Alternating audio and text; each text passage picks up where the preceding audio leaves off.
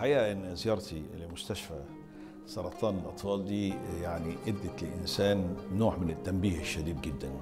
أنا رأيي إن هذا الصرح يمثل ما يقال عن كلمة الثقافة العلمية، إن في نوع من الانضباط في العمل، في نوع من الانتماء للمكان، في حب وتعاطف بين كل المسؤولين مع المرضى نفسهم، وأهم من ده كله روح الفريق بين الموظف وبين الممرض وبين المريض في سبيل إصدار منظومة إنسانية جميلة. ولذلك أنا بعتبر إن أي إنسان يتعاون في بقاء هذا المستوى هو عمل استثمار بينه وبين نفسه، لأن أي حد هيتبرع لهذا المكان هو أنجز شيء وأجمل شيء لجودة حياة أي إنسان فينا، إنه يحس إنه بيعمل إنجاز مفيد له